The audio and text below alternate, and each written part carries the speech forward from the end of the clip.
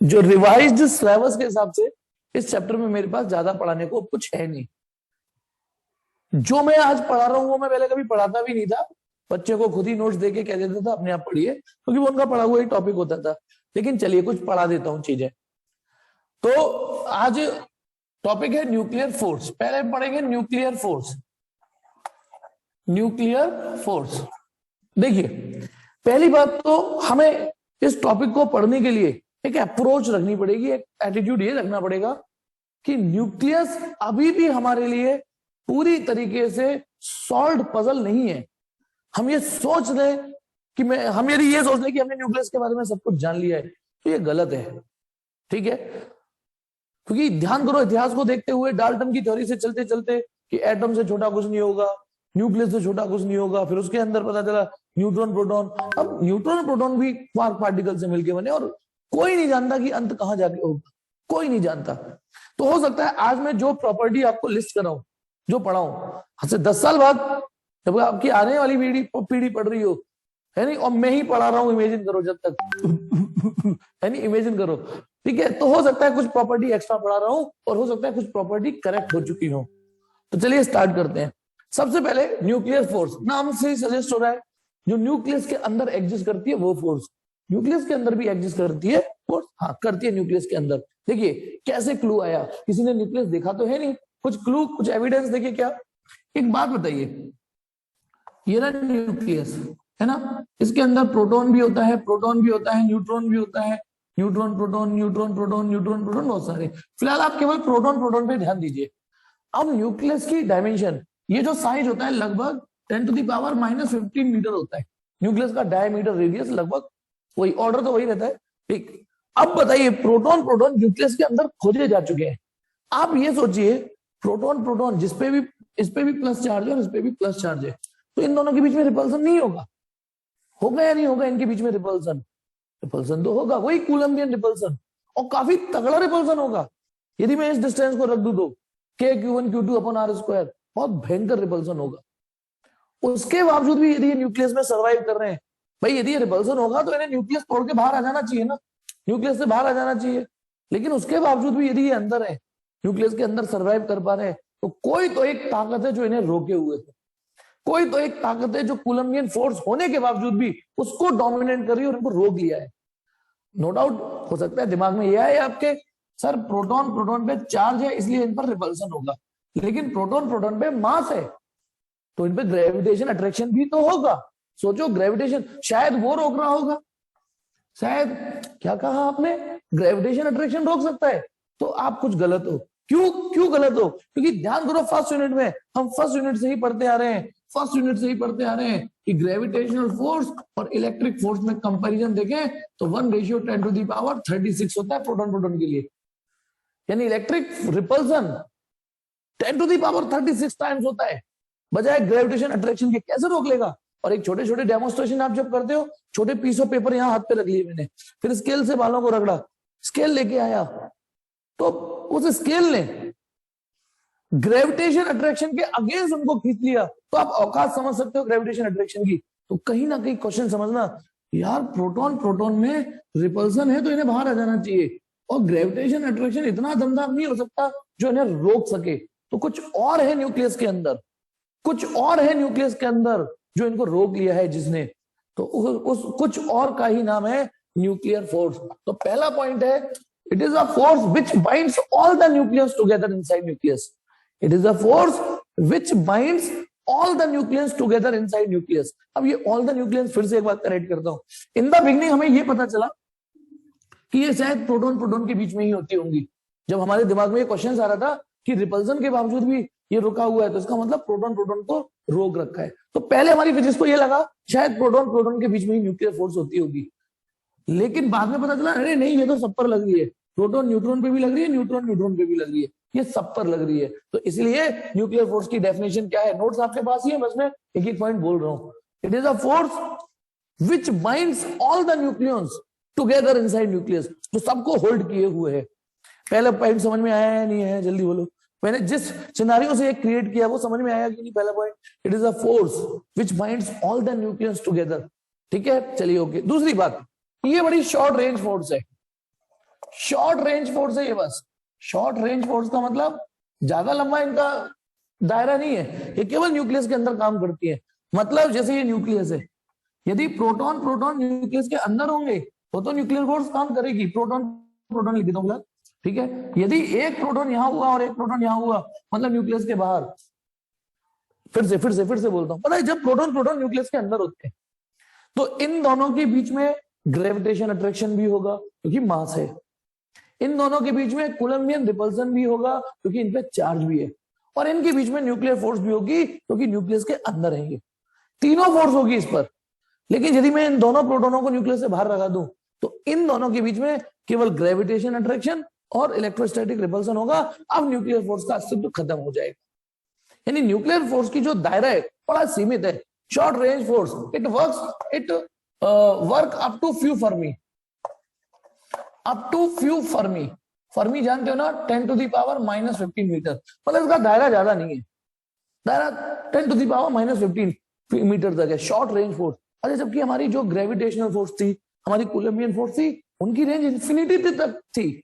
याद क्या करो, समझो हमारा सन अर्थ को ग्रेविटेशन अट्रैक्शन से तो घुमा रहा है, और जबकि सन और अर्थ कितनी दूर है, तो देख सकते हो ग्रेविटेशन रेंज कहां तक काम करती है। सेम इलेक्ट्रिक स्टैटिक फोर्स भी काम करती है, लेकिन न्यूक्लियर फोर्स का दायरा बड़ा सीमित है।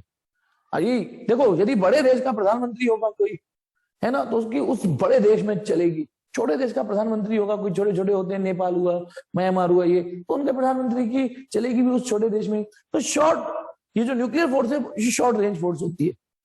तीसरी चीज, ये चार्ज इंडिपेंडेंट होती है, ये चार्ज इंडिपेंडेंट होती है। इसका मतलब ये प्रोटॉन प्रोटॉन पे भी लगेगी, न्यूट्रॉन न्यूट्रॉन पे भी लगेगी, प्रोटॉन न्यूट्रॉन पे भी लगेगी, डजंट मैटर कि कौन किस पे क्या चार्ज है।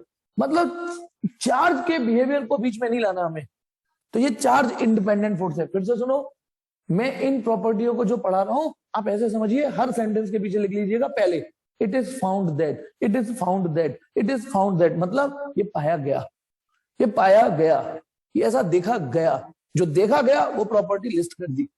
तो ये पाया गया कि यार ये चार्ज इंडिपेंडेंट है, सब पे बराबर स्ट्रेंथ पे लगेगी। ऐसा नहीं है कि प्रोटॉन प्रोटॉन पे रिपल्सन है तो थोड़ा ज्यादा लग जाए, न्यूट्रॉन न्यूट्रॉन न्यूट्रॉन है तो थोड़े कम लग जाए, नहीं, सब पे बराबर स्ट्रेंथ से लगती है। चौथी बात, it is the strongest force ever found in nature. मैंने वो 2 का रेशियो तो लिख ही दिया कि ग्रेविटेशनल फोर्स, जैसे सपोज करो मैं प्रोटॉन प्रोटॉन की बात करूं, for proton proton gravitation force electric force का रेशियो भी क्या लिखा मैंने, 1:10⁻36। ये वो रेशियो है जो हम फर्स्ट यूनिट से पढ़ रहे हैं। आइए, यदि वो न्यूक्लियस के अंदर है प्रोटॉन, तो इसके बीच में न्यूक्लियर फोर्स भी होगी, उस रेशियो को भी शामिल कर लेते हैं। यदि प्रोटॉन न्यूक्लियस के अंदर होगा तो इसके बीच में न्यूक्लियर फोर्स भी होगी, न्यूक्लियस के अंदर है तो, ठीक है। तो रेशियो 10⁻, सुनिए, हाँ, इससे तगड़ी ये, और 1 गुना 2 गुना नहीं, 10⁻36 टाइम्स, 10⁻36 टाइम्स, इतनी पावरफुल होती है ये। और अब मैं न्यूक्लियर फोर्स को भी शामिल कर लूं तो ये इन सब का भी बाप है, एक्चुअली ई का भी बाप है, और 100 गुना ज्यादा होती है, 10⁻, यानी 38। यदि आप इन दोनों का रेशियो निकालोगे तो 2 ही जीरो आएंगी। तो nuclear force the strongest force ever found in nature, दुनिया में सबसे ताकतवर फोर्स जो अभी तक पाई गई है, ठीक है, ये यही पाई गई है। अब आ जाइए कुछ बेसिक बातें और, जैसे हमारी कूलम्बियन फोर्स थी, कंजर्वेटिव फोर्स थी, सेंट्रल फोर्स थी, इनवर्स स्क्वायर लॉ को ओबे करती थी। कूलम्बियन फोर्स, ग्रेविटेशनल फोर्स, याद है ना, इनवर्स स्क्वायर लॉ वही 1/r² आना। Conservative, the work done does not depend on path, और वो सेंट्रल फोर्स थी। ये क्या है, तीनों में से कोई प्रॉपर्टी मैच नहीं करती, ये नॉन कंजर्वेटिव भी है, ये नॉन कंजर्वेटिव। फिर से मैं एक डायलॉग फिर से याद दिलाऊंगा, इट इज फाउंड दैट, ये पाया गया कि ये नॉन कंजर्वेटिव है, नॉन सेंट्रल है। कुछ लोग सेंट्रल भूल गए होंगे क्या होता है, उस वीडियो को देख लेना यदि जानना चाहते हो डिटेल में कि क्या सेंट्रल नॉन सेंट्रल होता है। और do not obey inverse square law, do not obey inverse square law, inverse square law को ओबे नहीं करती, वही 1/r² को। और एक और चीज आपको एक खास बात बता दूं, जो इनवर्स स्क्वायर लॉ को फॉलो करती है वो तो पक्का कंजर्वेटिव होती है। एक और क्लू आपको बताता हूं कि कैसे सोचा होगा साइंटिस्टों ने, क्योंकि जो इनवर्स स्क्वायर लॉ को फॉलो करती है, जो इनवर्स स्क्वायर लॉ को फॉलो करती है वो तो पक्का कंजर्वेटिव होती है। अब जब ये कंजर्वेटिव नहीं है तो इसका मतलब इनवर्स स्क्वायर लॉ तो है ही नहीं, इसका मतलब। और बच्चे इतने स्मार्ट होते हैं जब उन्हें जैसे पेपर में आया 2 नंबर का, हालांकि इसकी औकात 2 नंबर से ज्यादा कभी आई नहीं है पेपर में। अब 2 नंबर का आएगा कि प्रॉपर्टी लिखो, तो बच्चा सोचता है 5-6 प्रॉपर्टी लिख दूं, तो वो एक ही प्रॉपर्टी को 3 प्रॉपर्टी में कन्वर्ट करने का करिश्मा तो हर स्टूडेंट जानते हैं ना। इसी को 3 बार लिख देगा, मतलब 3 जगह, it is non conservative, it is non central, it is do not obey inverse square law. अच्छा, मैं नॉन सेंट्रल को एक बार फिर से रिवाइज कराता हूँ ताकि आपके दिमाग में रटना ना पड़े ये वर्ड क्या है।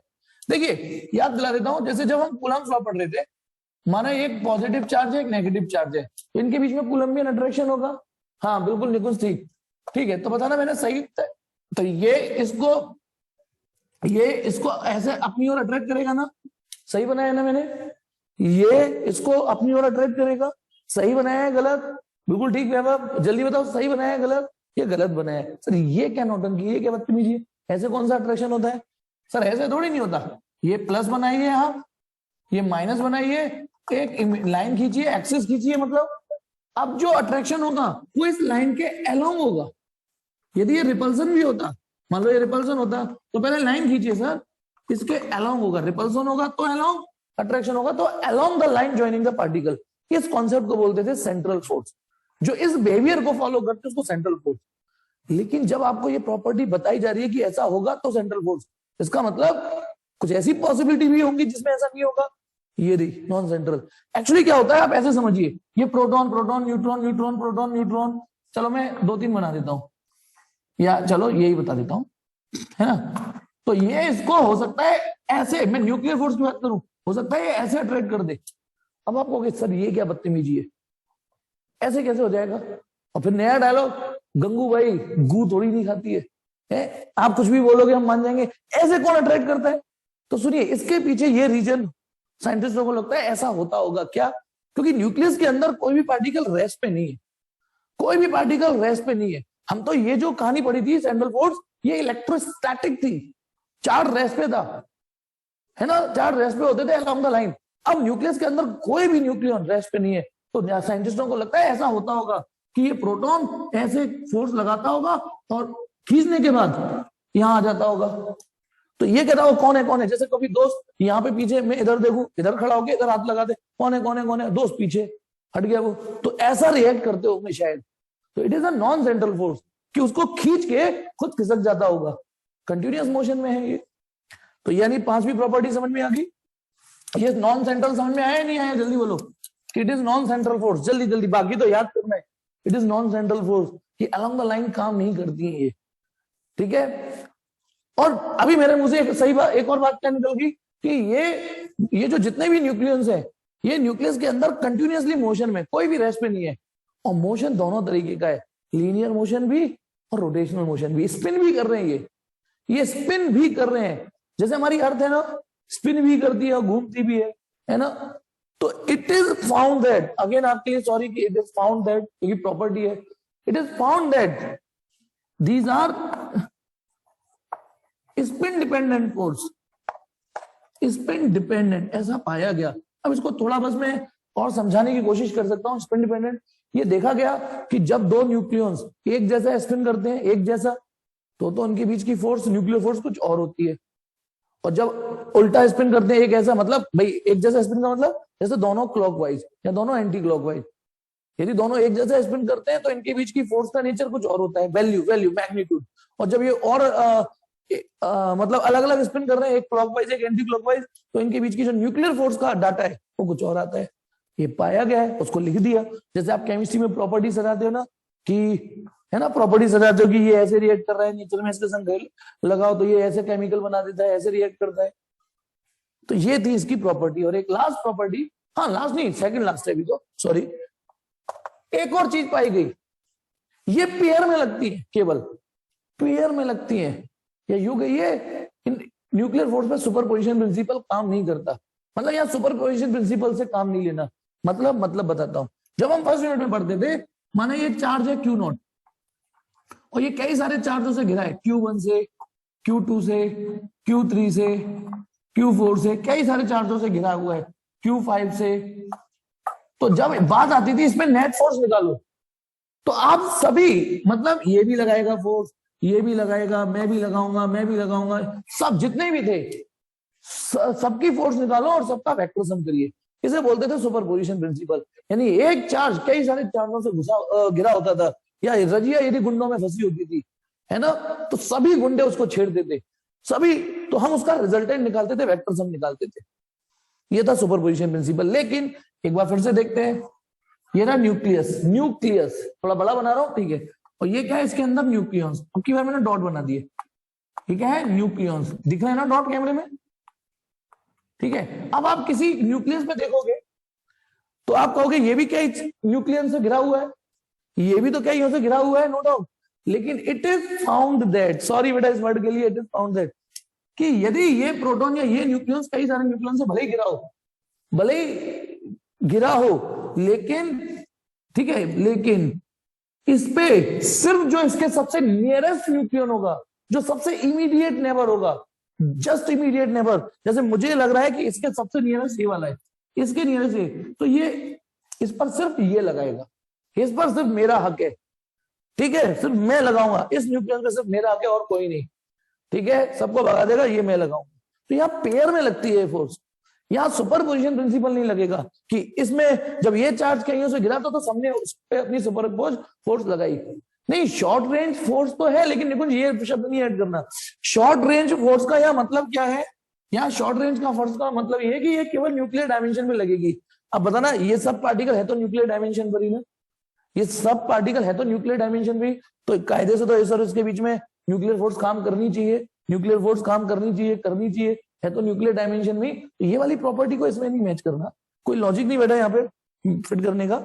लेकिन मैं जो बोल रहा हूं, इट इज फाउंड दैट कि जो जस्ट इमीडिएट नेबर होगा वो इस पे लगाएगा, जो भी पड़ोसी होगा सबसे, लेकिन इसमें भी एक चुल्ल है, वो चुल्ल क्या है, कैसे समझाऊं, देखिए चलिए इमेजिन करो, ये मेरे पास दो चौक है, इमेजिन करो,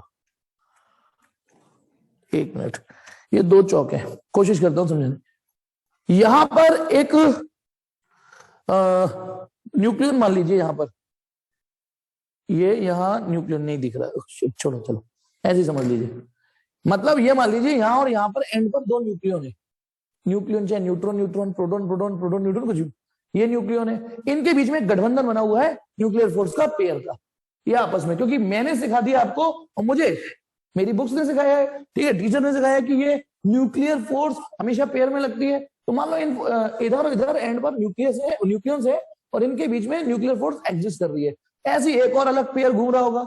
अब जैसे पार्टी होती है ना, कपल डांस कर रहे होते हैं ये लोग, ठीक है, तो ये अपने कपल बना हुआ है इनका ये, अब क्योंकि न्यूक्लियस के अंदर सब रैंडम मोशन में होते हैं, है ना, मोशन में, तो अचानक क्या होगा देखना, ये घूमते घूमते जैसे ही यूं पास आए, सपोज करो, अब गौर से सुनना, स्टैचू, ये दोनों पास हो गए इन कंपेरिजन टू दिस, सोचो कौन है पास में, यानी ये न्यूक्लियन अब इसके ज्यादा पास है बजाय इसके, तो ये इससे तलाक ले लेगा और इससे ब्याह रचा लेगा, सिंपल सी बात। यानी ये एक्सचेंज फोर्स भी है, ये पेयर, यानी ये जो मैंने पेयर बनाया है ये परमानेंट नहीं है, ये रैंडम मोशन में घूम रहे हैं अंदर, है ना, जो कपल डांस होता है, अचानक इसकी लड़की घूम के उस पर पहुंच गई और उसकी इधर आ गई, ये होता है यहाँ पर, हाँ, तो यानी यदि ये घूम रहे हैं और इनका आपस में मतलब गठबंधन हो चुका है, ठीक है, यूं करके, लेकिन यदि यहां पर आ गया पास में, इसकी फीलिंग इससे अटैच हो गई, तो ये इससे तलाक ले लेगा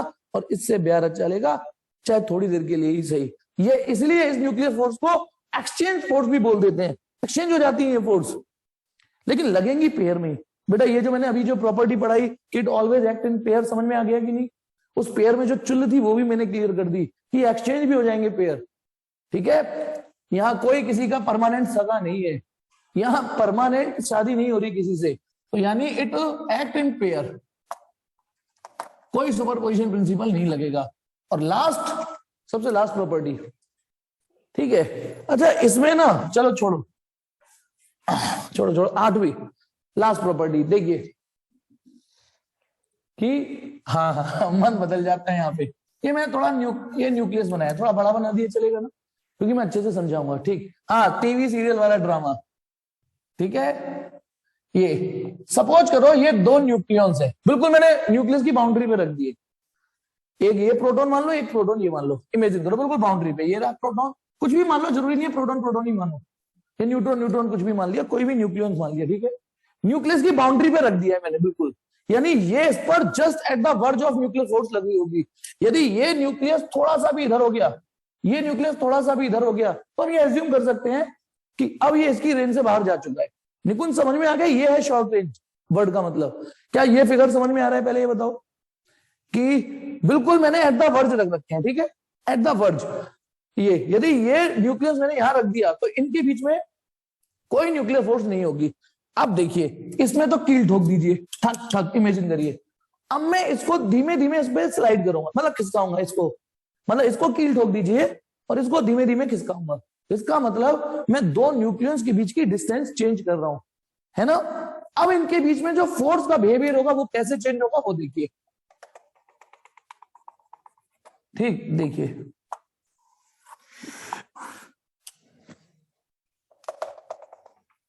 देखिए अभी समझाता हूं। ठीक, सबसे पहले तो एक और चीज, यदि मैं आपसे कहूं ये मैंने अभी तक 8वीं प्रॉपर्टी को गोली मारो नीचे, अभी मैंने कुछ नहीं पढ़ाया, मान लो अभी तक जो 7 प्रॉपर्टी पढ़ाई है उस हिसाब से न्यूक्लियर फोर्स का नेचर आपको कैसा फील आ रहा है, अट्रैक्टिव या रिपल्सिव? कैसा फील आ रहा है कि न्यूक्लियर फोर्स का नेचर अट्रैक्टिव है या रिपल्सिव है? न्यूक्लियर फोर्स का जल्दी बताइए कैसा फील आ रहा है, अट्रैक्टिव है? पहली डेफिनेशन से ही, हाँ जी बेटा अक्षत, अट्रैक्टिव ही आना चाहिए, क्योंकि पहली डेफिनेशन से ही बोल रहा हूं, this is the force which binds all the nucleus together. और यदि ये भी रिपल्सिव हो जाएगी तो प्रोटॉन प्रोटॉन को रोकेगा कौन?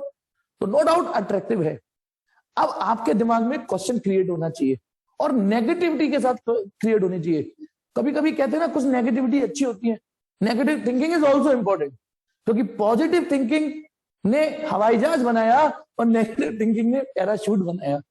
सोच के देखो, है ना। नेगेटिव थिंकिंग भी इन्वेंशन देती है, पॉजिटिव थिंकिंग ने एरोप्लेन को जन्म दिया और नेगेटिव थिंकिंग ने पैराशूट को जन्म दिया। किसी ने नेगेटिव सोचा होगा तभी तो पैराशूट बना होगा, मतलब फट गया तो, हवाई जहाज खराब हो गया तो, है ना। चलिए अब मैं एक नेगेटिविटी जनरेट करनी है थोड़ी देर के लिए। मैंने 7 प्रॉपर्टी ऐसे पढ़ा दिया और आपके दिमाग में डाल दिया कि अट्रैक्टिव है, अट्रैक्टिव है। अब ये वाली प्रॉपर्टी और ऐड कर दो, ये वाली कि nuclear force is the strongest force ever found in nature.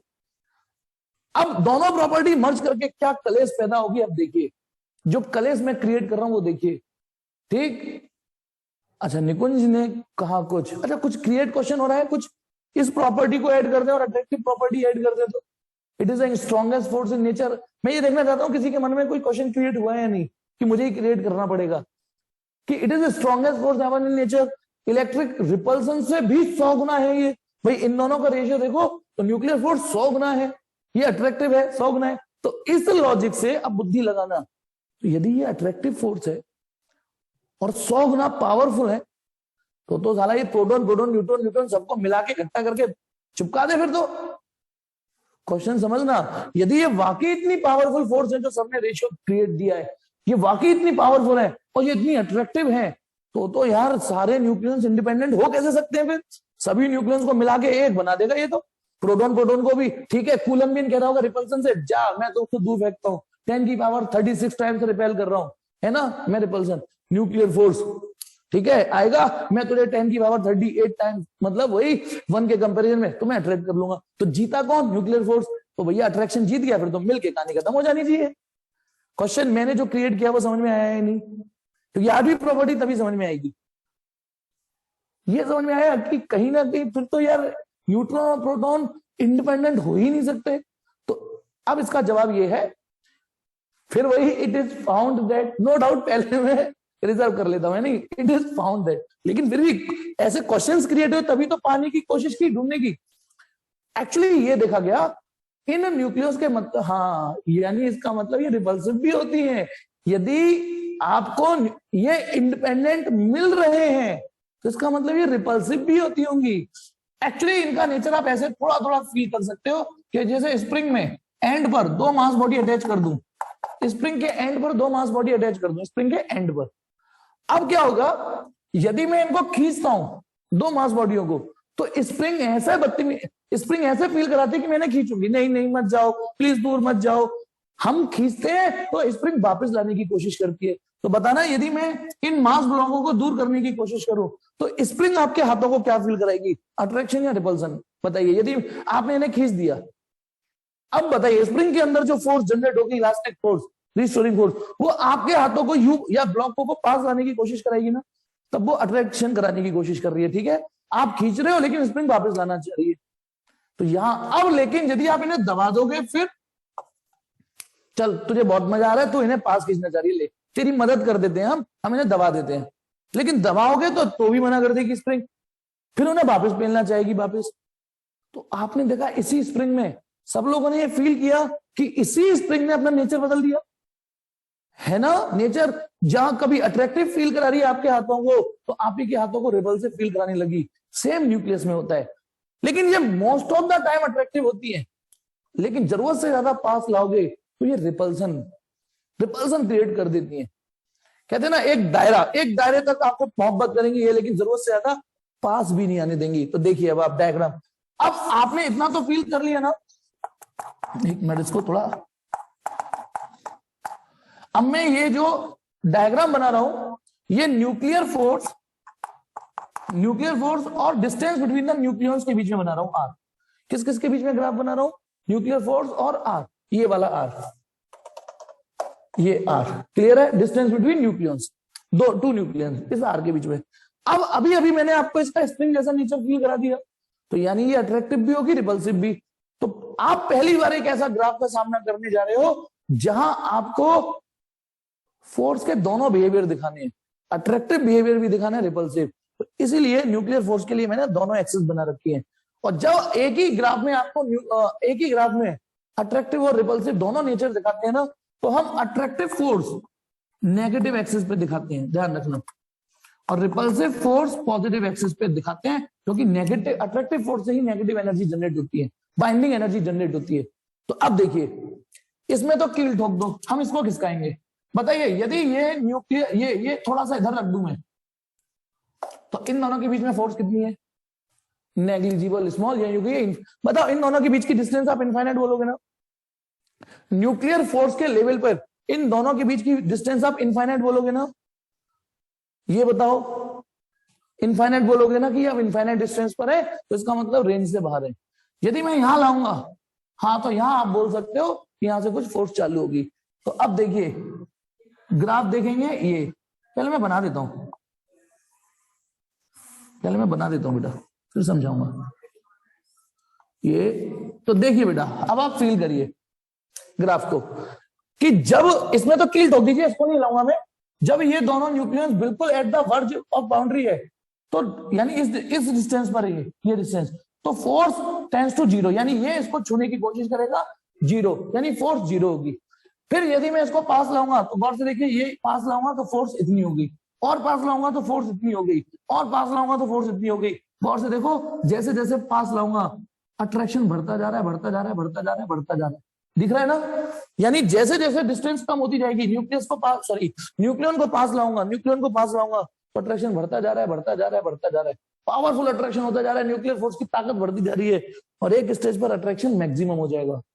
लेकिन केवल ये अट्रैक्टिव नहीं रहती, क्योंकि केवल अट्रैक्टिव होंगी तो फिर एक जान को क्लेश हो जाएगी कि न्यूट्रॉन प्रोटॉन की स्टेबिलिटी बताओ, ये इंडिविजुअल कैसे रह सकते हैं। अब एक स्टेज तक तो ये फुल अट्रैक्टिव रहती है, उसके बाद जब आप और पास लाते हो तो इनका अट्रैक्शन वीक होने लग जाता है, वापस वीक होने लगा, और इस पॉइंट पे देखिए, इस पॉइंट के बाद अब ये रिपल्सन हो जाएंगी।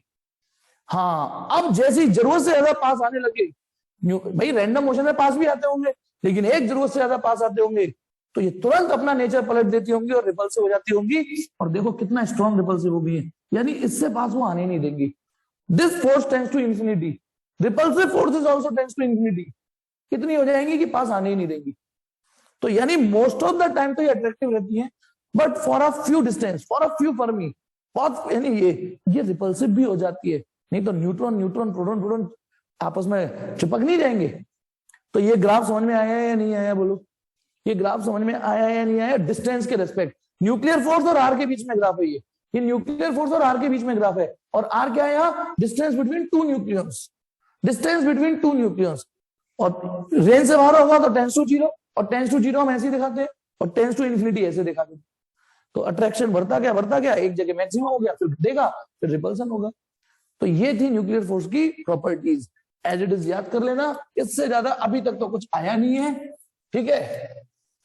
अब आते हैं नेक्स्ट दो टॉपिक और रहते हैं जो नए रिवाइज सिलेबस में ट्रिम कर दिया है, सिलेबस को काट दिया है। ठीक है, टॉपिक हमारा अगला है nuclear fission. Nuclear fission Hindi में बोलते हैं इसको नाभिकीय विखंडन। न्यूक्लियस को नाभिक बोलते हैं, तुम्हें पता हो तो, कोई नहीं हिंदी में, पर हमें करना क्या है ना। ठीक, फिजन माने होता है टूटना, तोड़ना।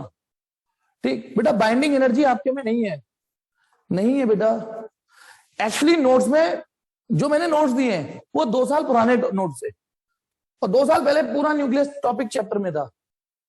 2 साल पहले तो पूरा न्यूक्लियर चैप्टर टॉपिक में था, तो उसमें तो सारे टॉपिक हो रहे हैं। तो यहां से मैच कर लीजिएगा और निशान लगा लीजिएगा नोट्स में।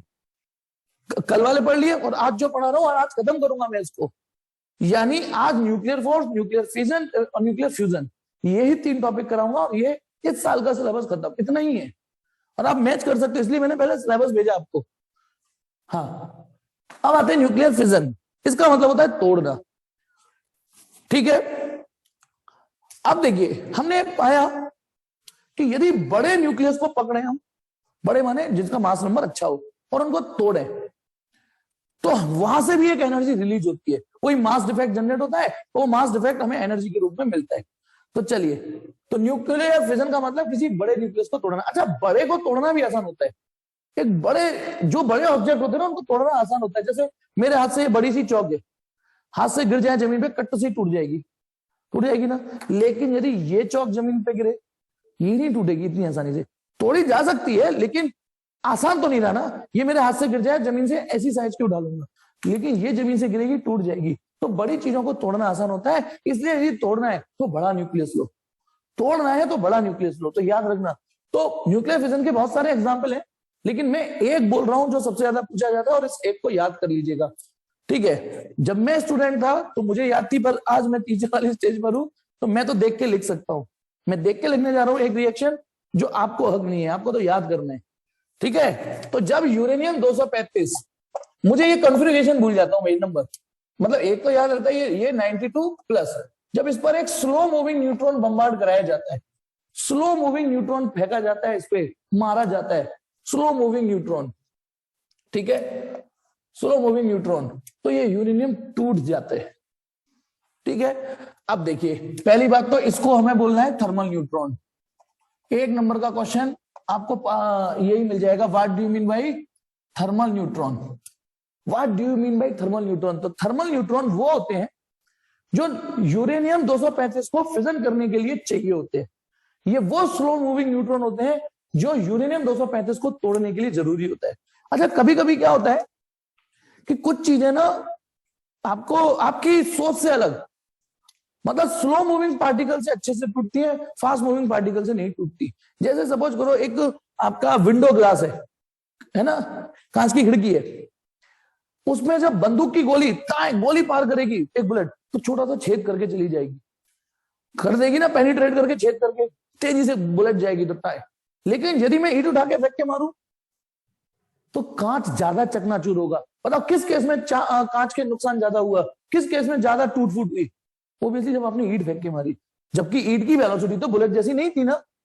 तो सेम, तो यही चीज, तो ज्यादा नुकसान हमें जब हमने पत्थर फेंका तो ज्यादा तोड़ फोड़ आए। तो ऐसी जो स्लो, कुछ चीजें स्लो मूविंग न्यूट्रॉन से फूटती हैं, और ये हमारे लिए अच्छी बात है, ये नेचर का वरदान मिला हमें कि अच्छा है कि न्यूट्रॉन स्लो मूविंग न्यूट्रॉन से फूट जाता है, नहीं तो हमें एसिलरेट करके लाना पड़ता। सोचो, कम से कम इसमें हमें कुछ ऐसे अपने एफर्ट तो नहीं डालने ना, न्यूट्रॉन में एफर्ट तो नहीं डालने ना।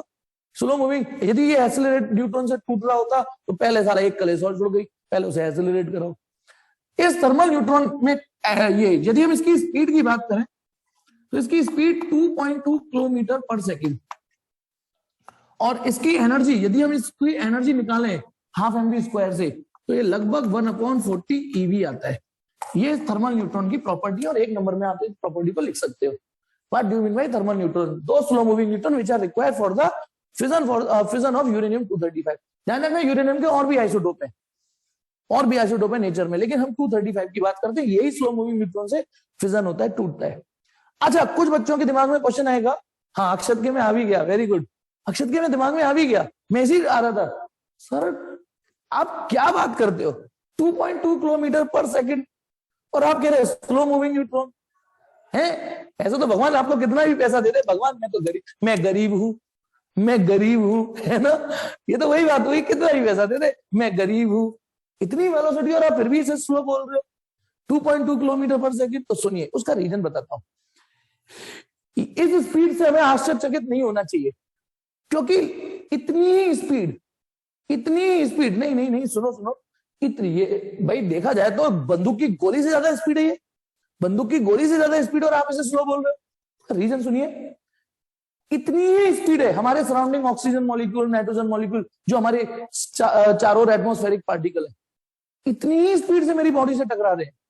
और इस स्पीड को जनरेट करने के लिए हमें और आपको कोई एफर्ट नहीं लगाने पड़े।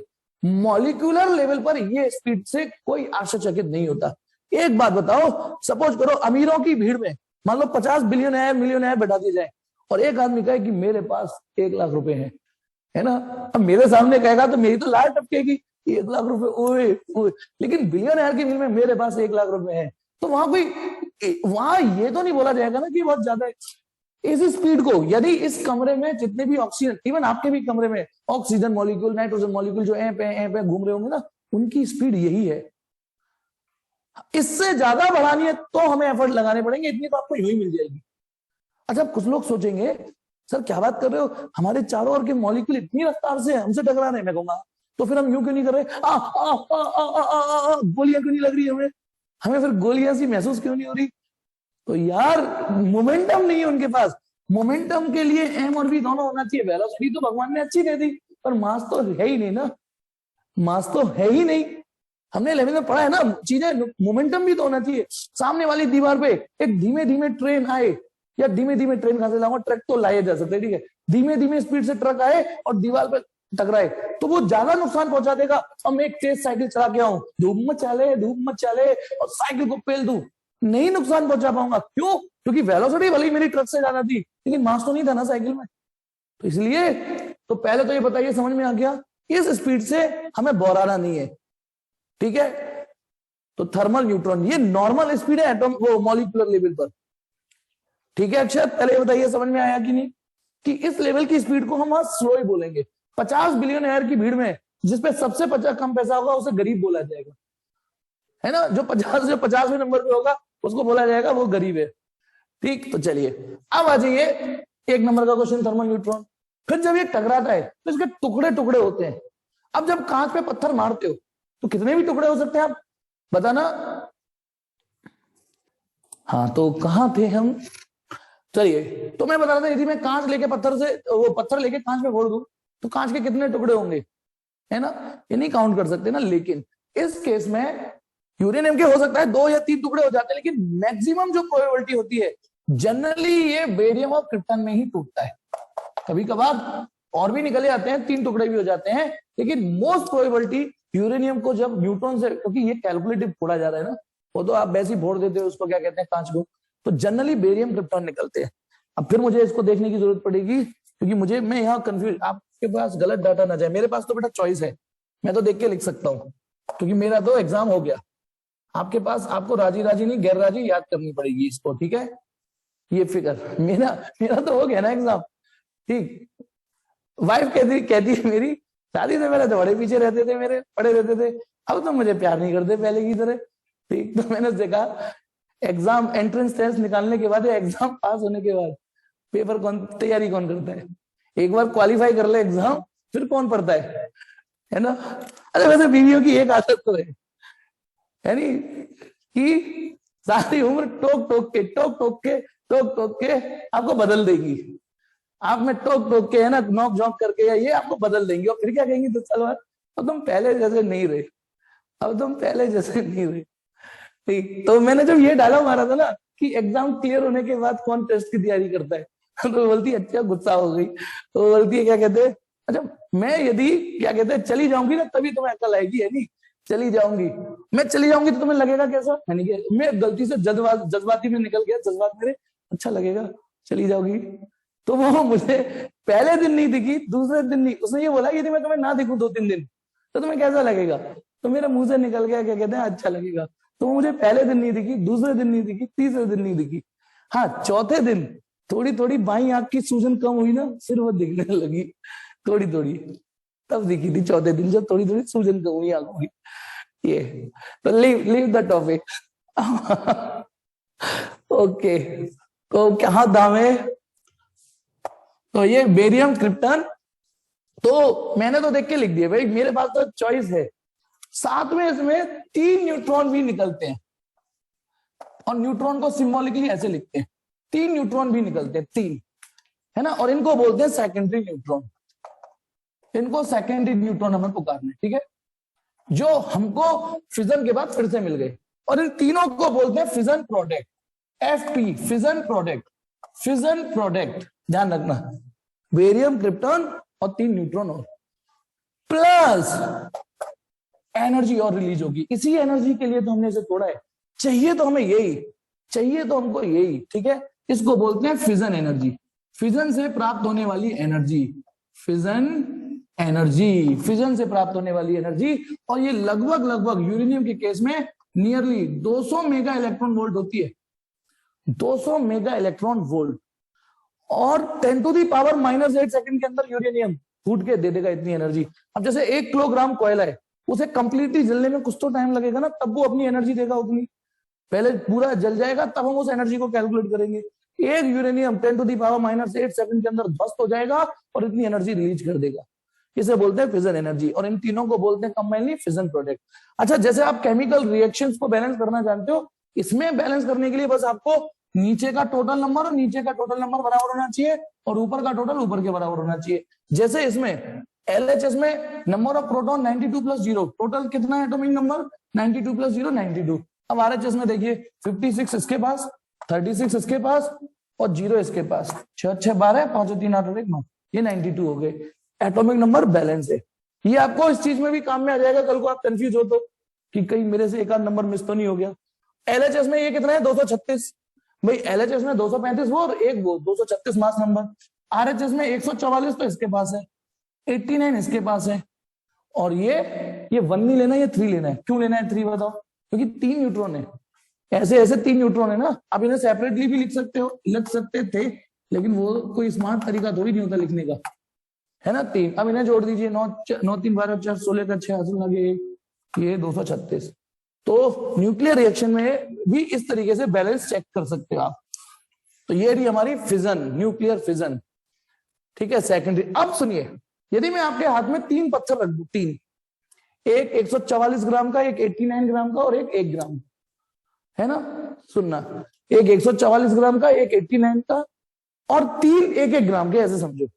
एक ही हाथ में 3 पत्थर, एक बार फिर से रिपीट कर रहा हूं, एक 144 ग्राम का, एक 89 ग्राम का और 3 1 ग्राम के, और अपने हाथ से तीनों को फेंक दो।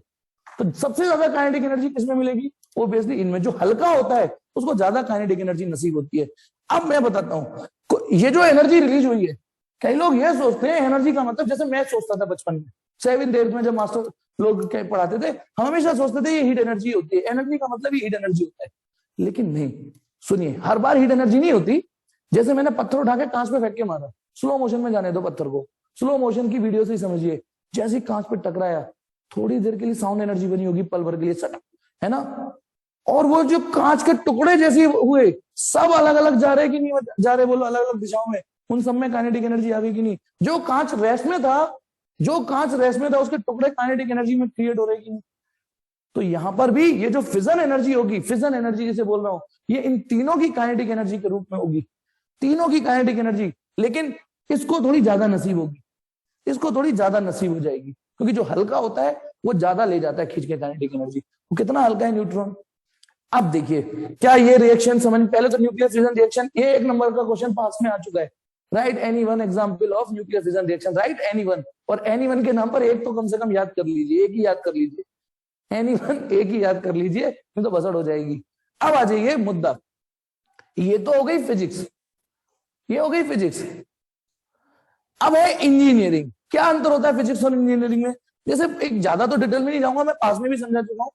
जैसे फॉर एग्जांपल, फैराडे ने एक फिजिक्स ढूंढी, जब जब किसी कॉइल में मैग्नेटिक फ्लक्स चेंज होता है ईएमएफ बनता है, ये फिजिक्स है, ये फिजिक्स की थ्योरी है।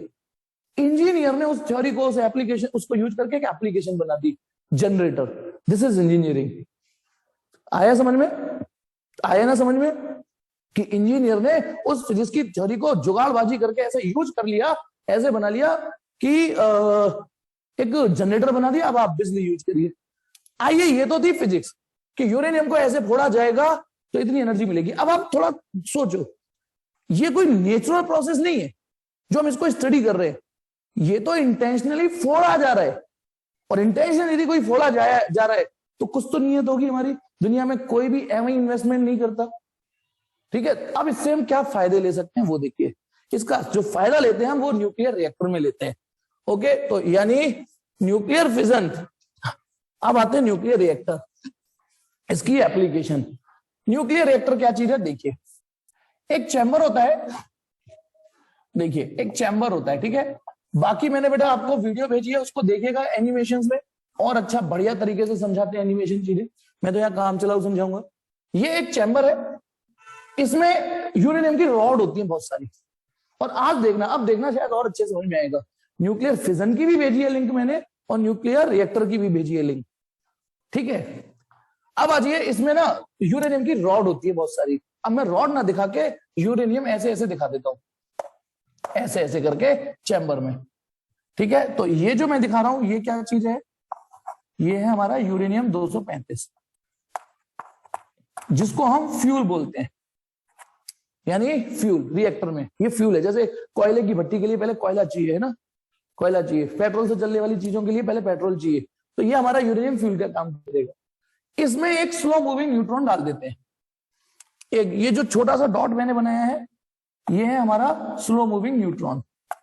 ओके, अब देखिए क्या हरकतें होंगी। देखिए, सपोज करो जब ये रैंडमली चल रहा होगा तो ये इस यूरेनियम से टकराया। मैंने सिंबल बता दिया कि इसका मतलब यूरेनियम है और छोटे से डॉट का मतलब न्यूट्रॉन है। और छोटा सा इसलिए बना है यार, यूरेनियम का मास नंबर 235 है और न्यूट्रॉन का 1 है, तो ये तो बदतमीजी होगी ना, यूरेनियम भी ऐसा बना हो न्यूट्रॉन भी ऐसा बना हो। अरे भैया, इससे 235 गुना है, तो इसलिए मैंने उसे छोटा सा दिखाया है। अब ये स्लो मूविंग न्यूट्रॉन जब यूरेनियम पे जाएगा, जो इस चैम्बर में रॉड के रूप में मौजूद है, मैं उसे मॉलिक्यूल्स के रूप में दिखा रहा हूँ, एटम्स के रूप में दिखा रहा हूँ। तो जैसे ही इस पे पड़ेगा, इसे तोड़ देगा। बेरियम, क्रिप्टॉन, वही कांच के टुकड़े हो गए जो इस चैम्बर में काइनेटिक एनर्जी फैला देंगे। ओके, अब मैं बेरियम क्रिप्टॉन तो नहीं बना रहा हूं, 3 न्यूट्रॉन निकलेंगे कि नहीं निकलेंगे अभी नहीं बताऊंगा। जैसे ही इसे फोड़ोगे तो अभी अभी जो रिएक्शन लिखी, 3 सेकेंडरी न्यूट्रॉन निकलेंगे कि नहीं, है ना। 1 2 छोटे छोटे डॉट बना दिए। पहले बताओ ये समझ में आया कि नहीं? जैसे ही कोई भी यूरेनियम फूटेगा, फिजन प्रोडक्ट तो बनेंगे ही बनेंगे, 3 न्यूट्रॉन भी बनेंगे, सेकेंडरी न्यूट्रॉन। अब क्या होगा, ये 3 न्यूट्रॉन उस चैम्बर में डोलने जाएंगे, है नहीं। उसी चैम्बर में आगे कहीं मान लो यूरेनियम मिल गया इन्हें, तो इसे फोड़ देंगे, ये इस यूरेनियम को फोड़ देगा, ये इस यूरेनियम को फोड़ देगा।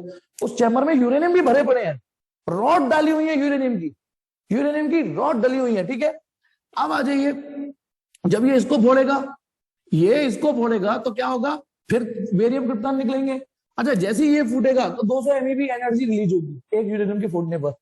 फिर 3 न्यूट्रॉन निकले, वो 3 न्यूट्रॉन उस चैम्बर में 3 यूरेनियम को तोड़ने की क्षमता रखते हैं, ठीक है। तो 3 न्यूट्रॉन, तो ये इसे तोड़ेगा, इसे 200 200 200 600 MeV एनर्जी रिलीज होगी, ठीक है। उसके बाद फिर 3 न्यूट्रॉन निकलेंगे, फिर इसमें से 3 निकलेंगे, इसमें से, क्योंकि हर यूरेनियम फूटने के बाद 3 न्यूट्रॉन निकाल रहे हैं, हर यूरेनियम फूटने के बाद 3 सेकेंडरी न्यूट्रॉन निकाल रहा है, ठीक है। तो फिर अब ये फिर 3 निकले, तो फिर अगले 3 यूरेनियम को ब्लास्ट करने की क्षमता रखते हैं, ये अगले 3 यूरेनियम को फोड़ने की क्षमता रखते हैं। तो अब पहले तो एक चीज देखिए, ये रिएक्शन हो गई चेन रिएक्शन जनरेट हो गई अंदर चैम्बर में। चेन रिएक्शन क्या होती है कि जिसे तुम एक बार इनिशिएट करो फिर वो अपने आप चले। वो दीपावली की लड़ी होती है ना, बहुत सारी 5000 पटाखे की है जो भी, ठीक है। मैंने तो कभी चलाई नहीं, मैं तो सिर्फ देखता हूं उसे, ठीक है। यूं तर तर तर तर तर तर तर तर तर एक बार आपने इनिशिएट कर दी, वो तर तर तर तर तर तर तर फिर चल रही है। इसको बोलते हैं चेन रिएक्शन, कि एक बार आप इनिशिएट करो फिर अंदर अपने आप चल रही है। घर में रसोई गैस जो होती है, चूल्हे में से कनेक्ट करते हैं पाइप, वहां रेगुलेटर ऑन कर दिया, ठीक। अब आ जाइए, ठीक। अबे क्यों नहीं चला था, इतनी औकात भी तो होनी चाहिए, है ना इतनी औकात भी तो होनी चाहिए ना, ठीक। हाँ, इधर देखिए, क्या बता रहा था, भूला।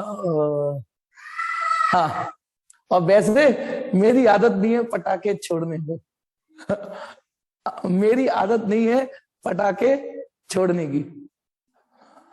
सीरियसली नहीं है मेरी आदत कि मैं पटाखे छोड़ दूं। Okay leave it. हाँ अब लीव इट, उस टॉपिक को छोड़ो।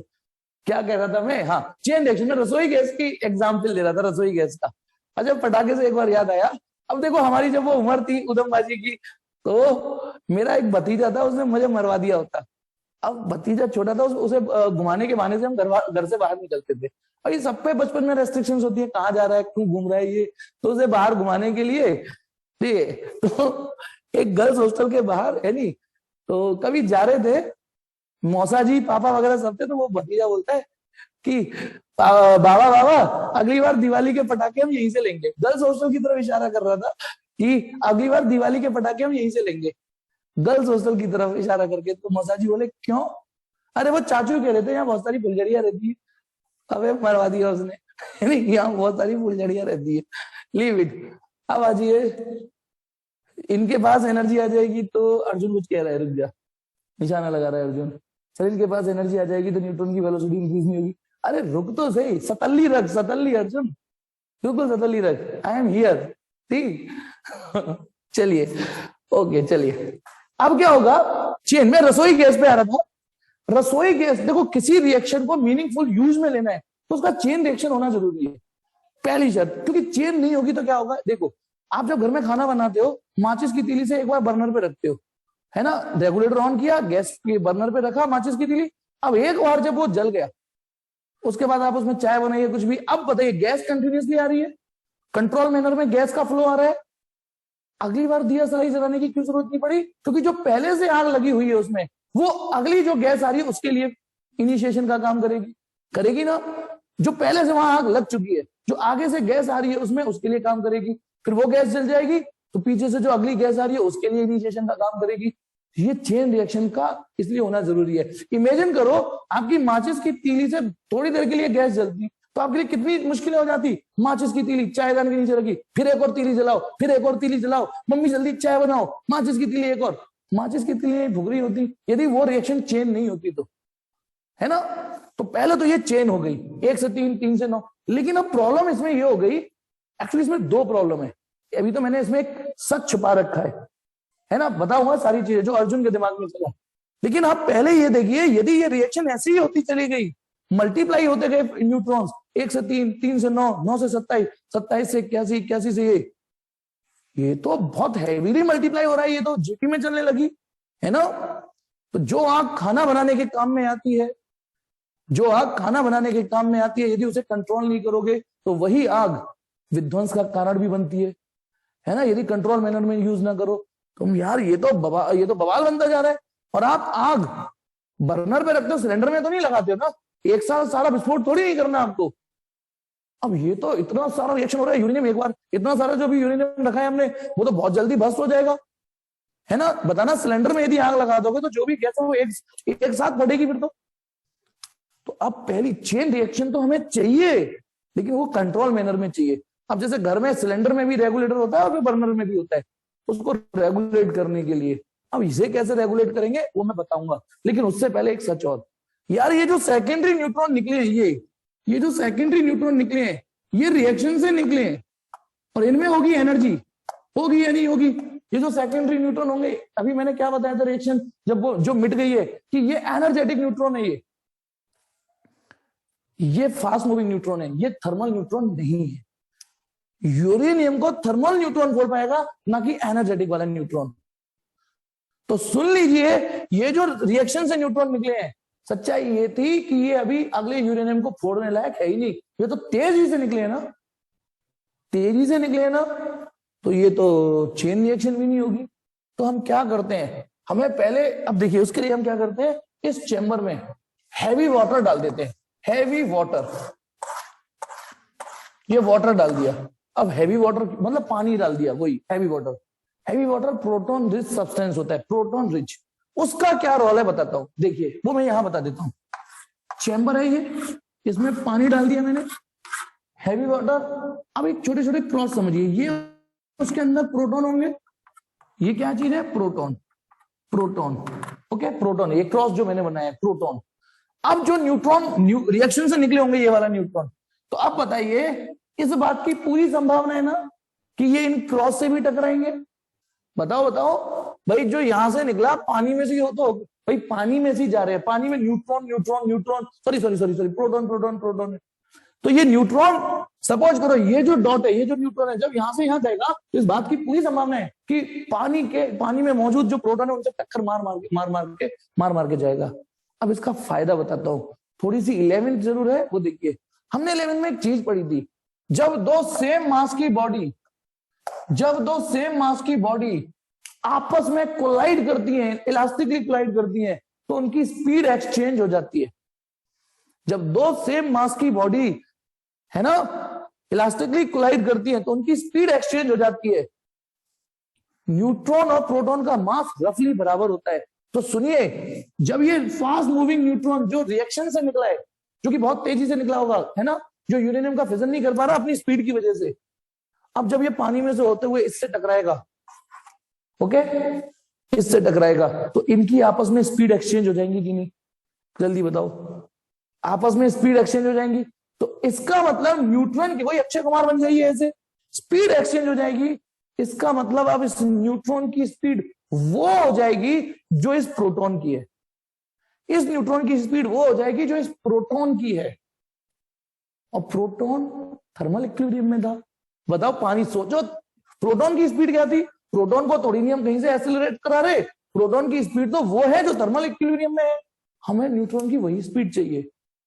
आया समझ में? नहीं आया? ये बताओ, ये कहानी कि हैवी वाटर क्यों डालते हैं? Due to proton rich element होने की वजह से हमें प्रोटॉन चाहिए। न्यूट्रॉन जैसा है वो, न्यूट्रॉन रिच एलिमेंट नहीं है एक्चुअली हमारे पास इजीली अवेलेबल, है ना, न्यूट्रॉन रिच एलिमेंट है नहीं, प्रोटॉन रिच मिलके हमारा काम उससे हो रहा है ना, हमारा काम उससे हो रहा है। तो इसको बोलते हैं मॉडरेटर, इसको बोलते हैं मॉडरेटर, ये जो हैवी वाटर है। तो इसमें हाँ एक चीज और, पहली चीज क्या यूज हुई? फ्यूल। दूसरी चीज आ गई मॉडरेटर। मॉडरेटर के लिए हमने किसको इस्तेमाल किया? हैवी वाटर है, ड्यूटेरियम भी हो सकता है, पैराफिन भी हो सकता है, in short proton rich substance होना चाहिए मॉडरेटर, ठीक है। तीसरी चीज, यानी ये पानी का रोल समझ में आ गया?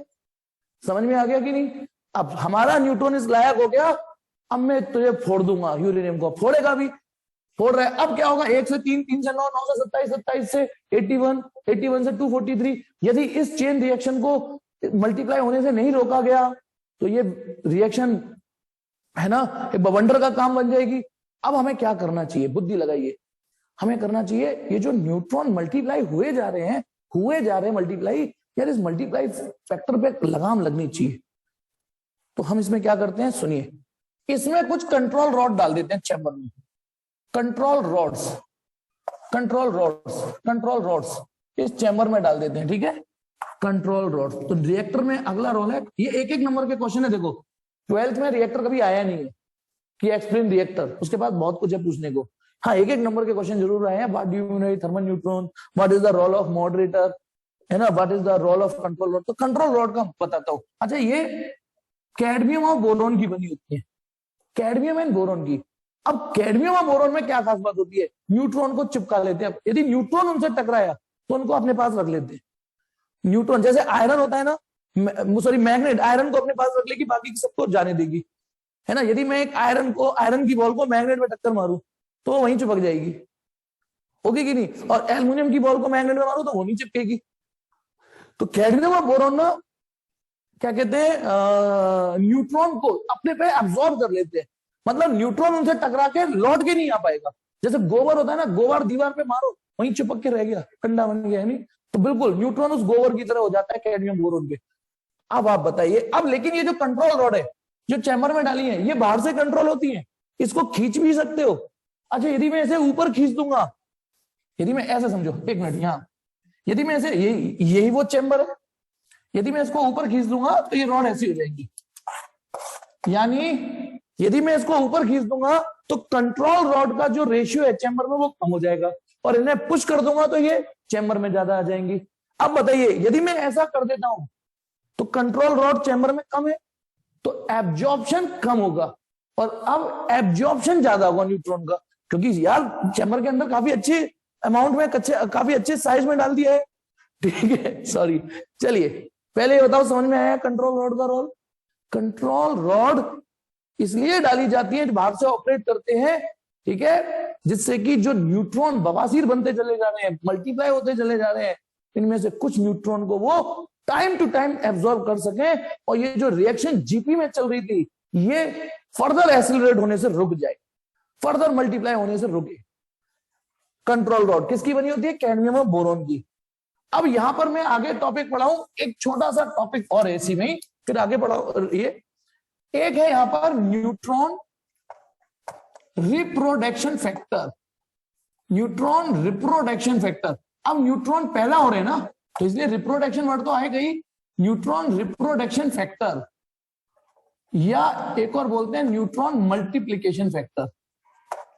न्यूट्रॉन कोई खास इंपॉर्टेंट नहीं है बेटा, ये मल्टीप्लीकेशन फैक्टर, इसको के से रिप्रेजेंट करते हैं। किससे? के से। के ये होता है ratio rate of production of neutron, rate of production of neutron upon rate of absorption of neutron.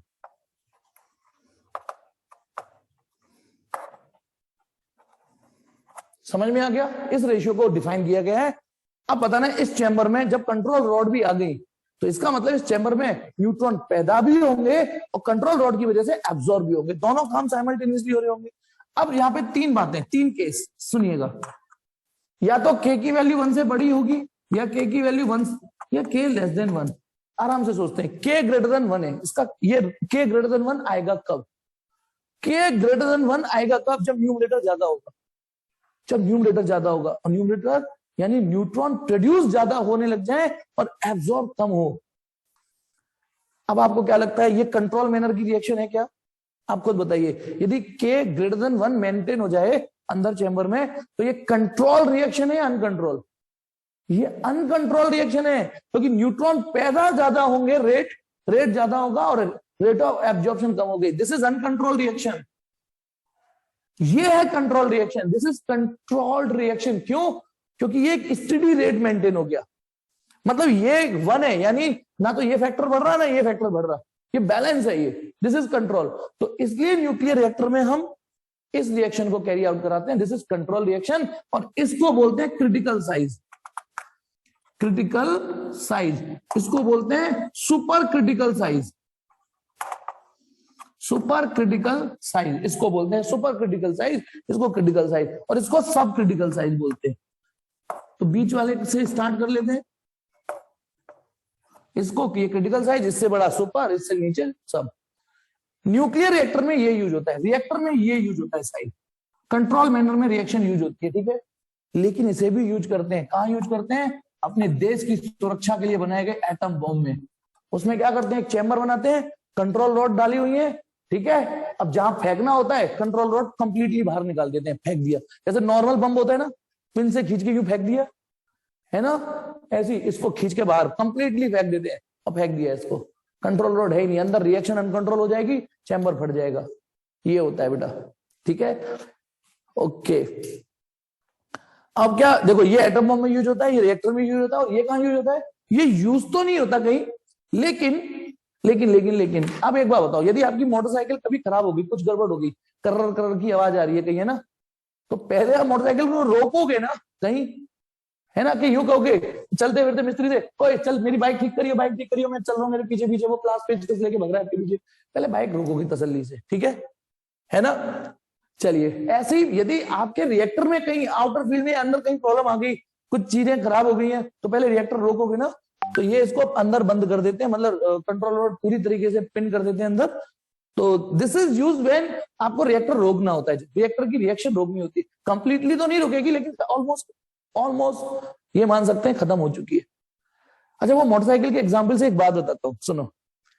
ये हमारे जो डॉक्टर हैं उनके लिए मेरी तरफ से क्या कहते हैं एट्रीब्यूट जो है वो, एक बार एक इंजीनियर बोलता है, मतलब कार इंजीनियर, ये कि यार एक हार्ट के स्पेशलिस्ट डॉक्टर से कि तुम आदमी का हार्ट ठीक करते हो, है ना, दिल ठीक करते हो, और मैं कार का इंजन जो कि कार का हार्ट है, कार का दिल है, मैं वो ठीक करता हूँ, लेकिन तुम ज्यादा कमाते हो और मैं कम कमाता हूँ, ये कुछ अनफेयर नहीं है, है ना, तुम भी आदमी का हार्ट ठीक करते हो, है नहीं ये। तो डॉक्टर ने कहा था लेकिन मैं हार्ट जब ठीक करता हूं तो इंजन बंद नहीं करता। ठीक है, सच बात है। मैं जब अपना ऑपरेशन करता हूं तो मेरे पास इंजन बंद करने का ऑप्शन नहीं है कि पहले इंजन बंद कर लो फिर ठीक करेंगे। मैं चलते हुए इंजन को ठीक करना पड़ता है हमें। ठीक है, चलिए, और ये डॉक्टरों का सल्यूट है बेटा, है नहीं। अब आ जाइए, हाँ ये हो गया रिएक्टर में, लीव इट। ये हो गई तीसरा, फ्यूल हो गया, मॉडरेटर हो गया, कंट्रोल रॉड हो गई। चौथी बात, कूलेंट। कूलेंट का मतलब, अब हमने ये बताइए, मान लो रिएक्शन हो रही है, सब कुछ फर्स्ट क्लास चल रहा है, सब बढ़िया झकास, है ना, बिंदास चल रहा है। तो अब फायदा क्या किया अभी, अब एक्चुअली ये ना, ये मेटल चैम्बर है, ये मेटल चैम्बर है, अंदर रिएक्शन चल रही है, अंदर फिजन प्रोडक्ट बन रहे हैं, अंदर हाहाकार मच रहा है, अंदर काइनेटिक एनर्जी हीट में बनेगी ना, हीट बनेगी। याद ध्यान करो, करंट इलेक्ट्रिसिटी जब हम पढ़ते थे, क्यों कोई रेजिस्टेंस गर्म होता है, क्योंकि कोलिजन के वजह से उनकी काइनेटिक एनर्जी हीट में कन्वर्ट हो रही थी, है ना, हीट में कन्वर्ट हो रही थी, ये क्या, ठीक। तो अब आ जाइए, हाँ, तो ये चैम्बर गर्म होने लगेगा। अब क्या करते हैं, बस इसी गर्माहट का तो फायदा उठाते हैं, इसके चारों ओर कूलेंट, जनरली पानी यूज करते हैं, ऐसे पानी को फ्लो कराया जाता है, जैसे गीजर में होता है ना, एक तरफ से पानी जाता है, ये शेप, ये ऐसे समझिए, एक मिनट प्लीज। अच्छा, ये रिएक्टर अलग अलग बुक्स में अलग अलग ड्राइंग हो सकती है, लेकिन कंसेप्ट सेम है। ये पानी है बेटा, जो एक तरफ से अंदर घुसाया जा रहा है पंप के थ्रू, ये पानी हो जाएगा यू। अब जब इसकी बॉडी को छुएगा तो गर्म हो जाएगा, और दूसरी तरफ से स्टीम निकलती है, फिर आपको तो पता ही है, स्टीम की ताकत टरबाइन पे डाल दीजिए, टरबाइन घूम जाएगा। तो मेन पर्पस ये है, ये रहा रिएक्टर। और लास्ट, अच्छा, कूलेंट के लिए हम जनरली, पानी से अच्छा कूलेंट क्या मिलेगा हमें, पानी से अच्छा कूलेंट दुनिया में है भी नहीं कोई, स्पेसिफिक हीट सबसे अच्छी होती है उसकी। और लास्ट, शील्डिंग।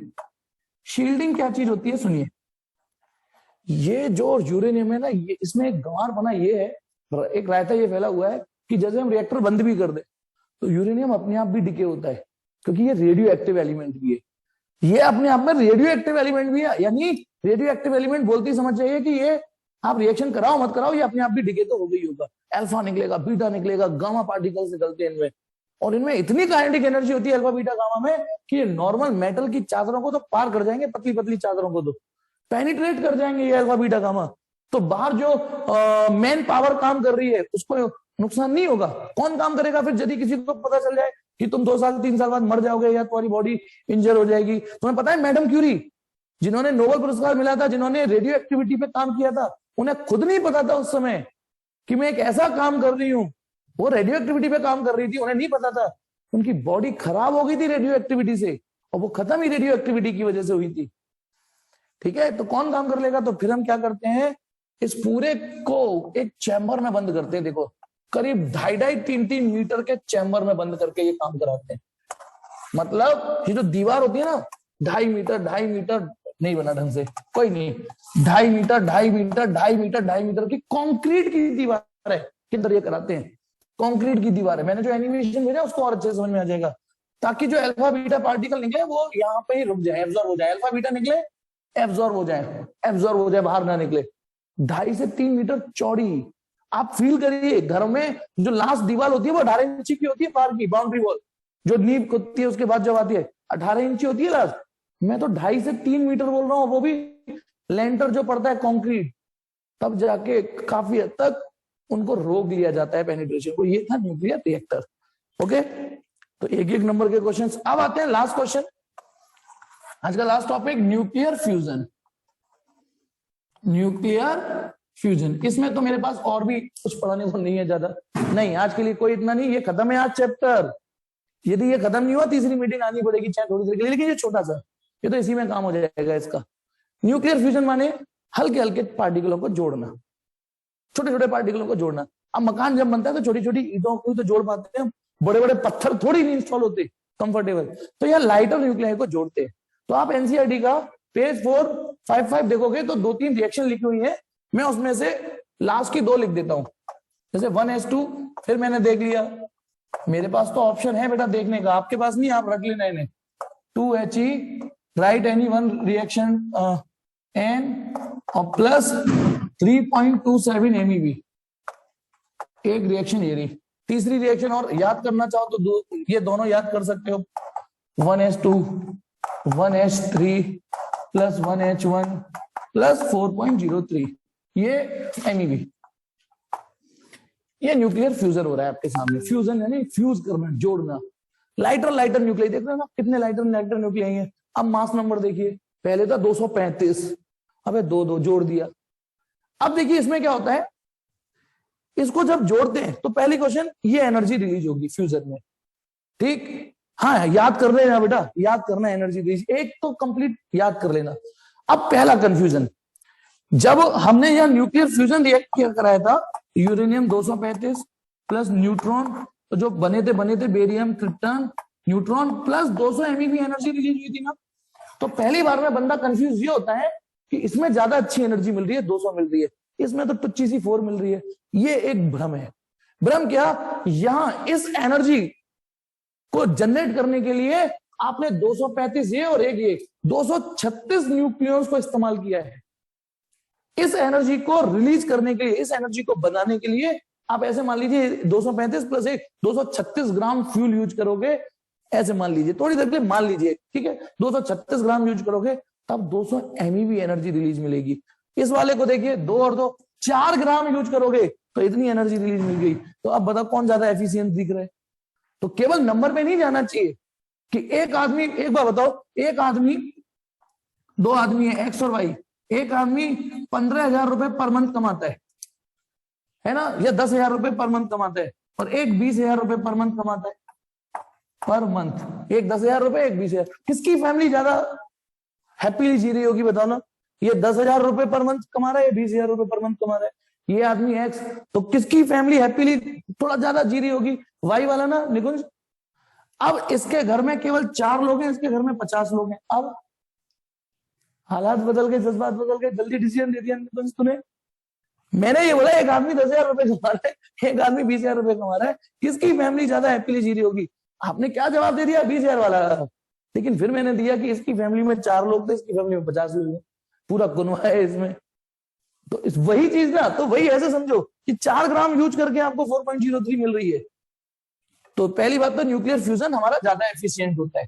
लेकिन अब एक और चीज इसमें, एक चीज और ये कि हाँ, अभी मानो ये चैम्बर है, मानो ये हाइड्रोजन लिया मैंने और ये हाइड्रोजन लिया, इनको फ्यूज कराना है, जोड़ना है। अब टेक्निकली क्या दिक्कत आती है सुनिए, इस पे भी पॉजिटिव चार्ज होता है और इस पे भी पॉजिटिव चार्ज होता है। न्यूक्लियस, हमें न्यूक्लियस जोड़ने हैं, न्यूक्लियर फ्यूजन, न्यूक्लियस जोड़ने हैं, इसका भी न्यूक्लियस पॉजिटिव, इसका पॉजिटिव, ये पास आएंगे कैसे। अब भैया पॉजिटिव पॉजिटिव तो निकल लेंगे, फ्यूज कैसे होंगे। अब इनको काइनेटिक एनर्जी कैसे दें भैया, यदि तुमने ज्यादा काइनेटिक एनर्जी दोगे तो शायद पास आ भी जाए। अब काइनेटिक एनर्जी कैसे दें, तो हम एक तरीका इस्तेमाल करते हैं, हम इसे हीट करना चालू करें। इमेजिन करो, तो हीट करने से क्या होता है, हमने 11वीं में सीखा है ना काइनेटिक थ्योरी ऑफ गैस, कि जब टेम्परेचर दो तो मॉलिक्यूलर मोशन बढ़ जाता है। तो इनमें मॉलिक्यूलर मोशन बढ़ जाएगा, तो ये एक दूसरे के पोटेंशियल बैरियर को तोड़ने की कोशिश करेंगे। ऐसे समझो, 2 प्रोटॉन आए पास, चले गए दूर से। क्यों चले गए दूर, रिपल्सन की वजह से। थोड़ा और स्पीड देंगे, याद करो क्लोजेस्ट डिस्टेंस अप्रोच से समझ रहे हो, या स्टॉपिंग पोटेंशियल वाली थ्योरी। ज्यादा स्पीड होगी तो पास आ भी सकते हैं ना, थोड़ी स्पीड बढ़ाइए तो शायद और पास आएंगे, और स्पीड बढ़ाइए और पास, और स्पीड बढ़ाइए, और हाँ, अब उन्होंने एक दूसरे के पोटेंशियल बैरियर को तोड़ दिया और घुस जाएंगे। लेकिन वो स्पीड तो हमें देनी पड़ेगी ना। स्पीड देने के लिए हमने एक तरीका अपनाया, इन्हें टेम्परेचर देते हैं, इन्हें टेम्परेचर देते हैं, है ना, टेम्परेचर देते हैं इसको। टेम्परेचर देने से वाइब्रेशन बढ़ जाएंगे, मॉलिक्यूलर मोशन बढ़ जाएगा। तो पता है, यदि हम ये कैलकुलेशन करें कि इनको फ्यूज करने के लिए कितनी काइनेटिक एनर्जी देनी पड़ेगी जिससे कि अपना पोटेंशियल बैरियर तोड़ के चिपक जाए, पॉजिटिव रिपल्सन को तोड़ के अंदर घुस जाए, कितनी काइनेटिक एनर्जी दें, क्या टेम्परेचर दें, तो ये लगभग आता है बेटा 3 × 10⁹, नियरली लिख देता हूं। इतना टेम्परेचर देना पड़ेगा आपको, 3 × 10⁹। इतना टेम्परेचर इस चैम्बर में जनरेट करना पड़ेगा, इतना, तब जाके ये न्यूक्लियर फ्यूज हो पाएंगे। और यदि हम ये कर पाए तो हमने नाम सोच दिया, इसे थर्मोन्यूक्लियर फ्यूजन बोलते हैं, थर्मोन्यूक्लियर फ्यूजन, थर्मोन्यूक्लियर फ्यूजन। अब सोचिए, मेरी कैलकुलेशन क्या कह रही है कि इन्हें यदि आपस में जोड़ना है, इतनी काइनेटिक एनर्जी दो कि एक दूसरे के पोटेंशियल बैरियर को तोड़ के आपस में घुस जाए, तो एटलीस्ट इतना टेम्परेचर करना पड़ेगा। यदि टेम्परेचर, बस बस थोड़ा सा सब्र और करिए, देखिए तो देखिए, तो इतना हैवी टेम्परेचर देना पड़ेगा तब जाके ये न्यूक्लियाई इस तरीके से, यदि आपने ये तरीका चुना है तो कि हम हीट देके टेम्परेचर मतलब टेम्परेचर देके इनमें काइनेटिक एनर्जी जनरेट करेंगे और फिर एक दूसरे में घुस जाएंगे, तो सोच लो इतना टेम्परेचर देना पड़ेगा। अब प्रैक्टिकली सोचो, क्या इतना टेम्परेचर अर्थ की किसी लैब में पॉसिबल हो सकता है? इतना टेम्परेचर तो वो चैम्बर ही नहीं सस्टेन कर पाएगा जिस चैम्बर में रिएक्शन कराना चाहते हो। तो इसलिए ये रिएक्शन, ये जो फ्यूजन वाली रिएक्शन है, अर्थ की किसी लैब में हो ही नहीं सकती। क्लियर है ना? हो ही नहीं सकती फ्यूजन रिएक्शन, क्योंकि अभी तक हमारे पास जो तरीके मौजूद हैं इनको काइनेटिक एनर्जी देने के, यदि हम टेम्परेचर वाले तरीके से जाए तो नहीं हो सकती। हाँ, लेकिन कई स्टारों की कोर में, सन की कोर में ये टेम्परेचर होता होगा, तभी उनके में ये रिएक्शन हो रही होंगी। मतलब सन की कोर में, स्टार की कोर में ये टेम्परेचर है, तो इसका मतलब वहां न्यूक्लियर फ्यूजन हो रहा है। तो एक नंबर का क्वेश्चन बोर्ड में, what is the source of solar energy? आप बोलोगे न्यूक्लियर फ्यूजन। सन के पास कहां से इतनी एनर्जी आई? न्यूक्लियर फ्यूजन चल रहा है उसके कोर में। स्टारों के पास स्टेलर एनर्जी, उनके पास कहां से एनर्जी आई? उनके पास भी न्यूक्लियर फ्यूजन चल रहा है। इसमें पढ़ाने के लिए मेरे पास बस इतना ही था, ठीक है। अच्छा, एक चीज और मैं बोलूंगा इसमें कि जो आपको कंफ्यूज करेगी, हमारे पास अर्थ के किसी लैब में न्यूक्लियर फ्यूजन नहीं हुआ है, लेकिन हम हाइड्रोजन बम बना चुके हैं। हमारी साइंस हाइड्रोजन बम बना चुकी है और वो न्यूक्लियर फ्यूजन पर बेस्ड है।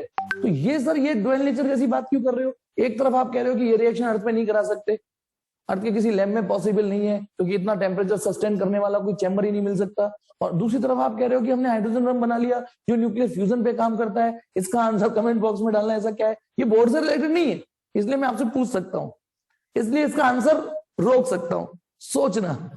और लास्ट एक चीज और, फिर मेरी तरफ से क्लास करता हूं। आपका ध्यान नहीं गया इधर, ये दोनों के रिएक्टेंट एक जैसे थे पर प्रोडक्ट अलग अलग है। एलएचएस देखो, दूसरी रिएक्शन और तीसरी रिएक्शन के रिएक्टेंट एक से है ना? हाँ, तो ऐसा हो सकता है बेटा, बिल्कुल हो सकता है बेटा। उसी गाजर से आप सब्जी बना लेते, उसी गाजर से हलवा बन जाता है। डिपेंड करता है ना आप किस कंडीशंस के साथ उसको यूज बना रहे हो। रेसिपी आती है ना कि इसको लीजिए, कि पहले काटिए, उसको कढ़ाई में डालिए और धीमी धीमी आंच में पकाइए। क्यों भाई, तेज आंच में क्यों नहीं? क्योंकि उन्हें पता है कुछ और प्रोडक्ट बन जाएगा ज्यादा पकाओगे तो। या कुकर में मम्मी कह के जाती है ना, 3 सीटी आए तो बंद कर देना, है ना? 3 सीटी आए तो क्या कहते हैं, बंद कर देना। अब तुमने 3 की जगह 6 सीटी ले ली, फिर तो है ना 6-7 सीटी ले ली तो कुछ और प्रोडक्ट बन जाएगा ना ये, ठीक है। तो वही चीज, तो ये कंडीशन पे भी डिपेंड होता है कि क्या बनेगा। तो दोनों ही ठीक है। ओके बेटा, तो